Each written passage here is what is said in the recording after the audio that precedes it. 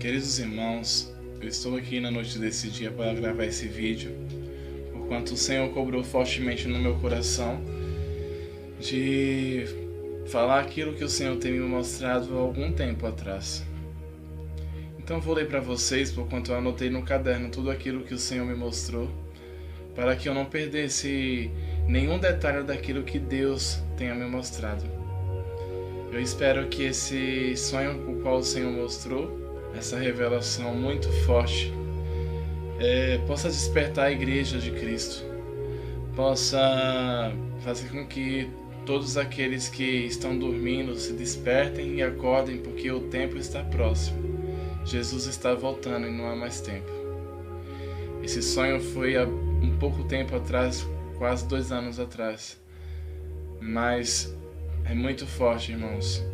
E só estou fazendo isso porque o Senhor cobrou do meu coração de fazer para vocês escutarem e ouvir aquilo que o Senhor tem mostrado através dessa revelação. Foi exatamente assim. Por volta das 10h30 da manhã, o Senhor me deu uma revelação em sonho muito sombria, pois o Senhor me levou a contemplar o futuro da humanidade no decorrer da sua história. Eu começava a andar pelas ruas da cidade aonde fui levado, e contemplei muitos demônios em forma de zumbis, e cada um não se importava em mostrar-se como eram. Eu senti medo, pois nunca tinha visto tantos demônios. Esses demônios, irmãos, eles eram tão horríveis, e eu senti tanto medo na hora que vi, que eles tinham de 2 a 3 metros de altura, o corpo todo deformado, os olhos todos em decomposição. Eram coisas horríveis. Eu senti medo na hora que eu vi, porque naquela hora, como humano, eu não conseguia ver aquilo e ficar em paz. Então uma voz bradava do céu, a qual me disse: eles andarão, se mostrarão como são, mas não tenha medo, pois não farão nada com você. E me acalmei mediante a voz de Deus, e a paz entrou em meu coração. À medida que eu tive medo desses demônios, eu falava com Deus em pensamento, e dizia: meu Deus, eu estou com medo. E Deus bradava a voz do céu, eu ouvia, e Ele dizia para mim não ter medo, que eles não fariam nada comigo. E de certo, eles passavam por mim, olhava para mim de cara bem feia, querendo como tipo me atacar, mas eles não podiam fazer nada contra mim. Mas eles seguiam rumo ao centro da cidade. De repente, eu via muitas pessoas desesperadas e fugindo da cidade para o campo, sítios muito distantes. Então, irmãos, de repente eu avistei muitas pessoas desesperadas. Pude contemplar que muitos deles eram cristãos, eram aqueles que serviam a Deus, e eles estavam desesperados querendo sair da cidade por conta dos zumbis que estavam cercando todos os lugares, e a única saída era fugir para os campos e para os lugares longínquos da cidade. Então, novamente a voz de Deus bradou dos céus e disse: chegou a hora em que o filho do iníquo se revelará e não mais tardará. Então eu e minha esposa e minha mãe e os meus parentes e outras pessoas fugíamos para uma casa do campo. Era tipo um sítio, irmãos. Era uma casa simples que ficava no sítio, onde ficávamos escondidos ali, a fim de que não fôssemos vistos por aqueles zumbis. E fugíamos para uma casa do campo. E Deus dizia: aqui por enquanto estarão seguros, mas eles virão atrás de vós. E ainda mais falava: Pedro, Ezequiel capítulo 39. Então guardei esse capítulo no meu coração. Eu peço que os irmãos deem uma lida nesse capítulo de Ezequiel capítulo 39 e veja o que o Senhor tem mostrado através desse capítulo.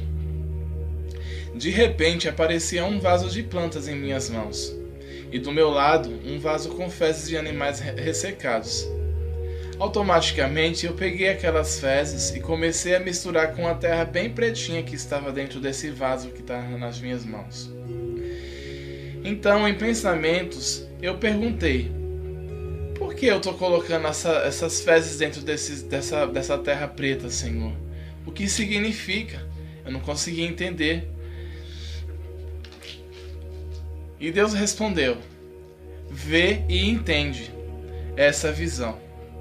O vaso que está em tuas mãos representa o mundo, e a terra representa o planeta. O vaso de fezes representa o adubo. Chegou a hora em que adubei a terra, e ela já está preparada para receber as minhas profecias. E ainda me falava: o relógio é para tua mãe.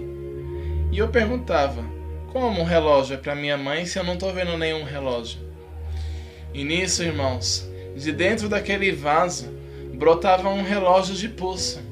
Nascia um relógio de pulso, de cor marrom, e a parte do meio era de ouro.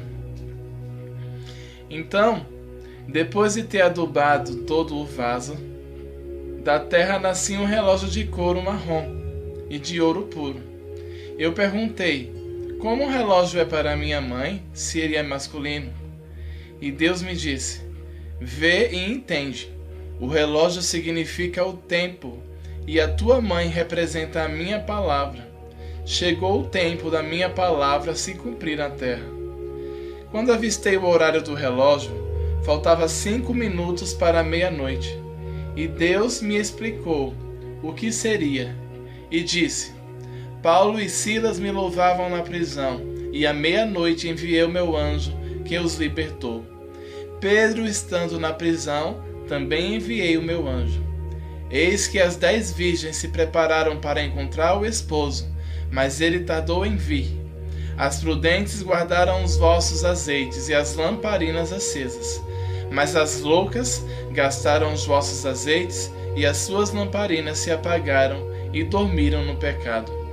Uma voz bradou, à meia-noite: saí ao encontro do esposo. As prudentes entraram no reino do Senhor, mas as loucas ficaram de fora, pois não se prepararam. Irmãos, foi muito real isso, porquanto na hora que falava saí ao encontro do esposo, era uma voz que bradava do céu e dizia isso. Saí ao encontro do esposo, falava desse jeito. Então, meus irmãos, eu virei aquele relógio para ver o que o Senhor queria me falar também a respeito daquele relógio. E virei ao lado oposto do relógio e vi o nome Mondex. E pesquisei o que significava esse nome. Eu nunca tinha ouvido falar esse nome. E já ouvi assim, vagamente, mas eu nunca soube o que significava esse nome. Foi quando eu pude perceber, depois que eu pesquisei, que Mondex significa dinheiro na mão direita. Então, irmãos, o sonho termina aqui. Essa revelação gloriosa qual o Senhor me mostrou. No começo eu fiquei muito assustado, mas o Senhor guardou no meu coração, mandou anotar isso que está aqui no meu caderno, e eu estou passando para vocês agora, irmãos. Eu estou passando para vocês porque os dias que nós estamos vivendo são terríveis. São dias de angústias, são dias de provações, são dias em que a Igreja de Cristo está sendo preparada, separada, como o joio do trigo e o trigo do joio. A palha está voando, mas o trigo vai ficar. Então, amados irmãos, que eu, que você, que todos nós possamos ser o trigo, que nós possamos vigiar, que nós possamos orar mais, que nós possamos entrar na presença de Deus, estar na presença dele de pé, para que naquele dia nós não possamos estar pegos de surpresas como as loucas que não guardaram os azeites, que não guardaram as lamparinas acesas, mas se ficaram desapercebidas, ficaram mais presas às coisas desse mundo do que às coisas que envolvem a eternidade com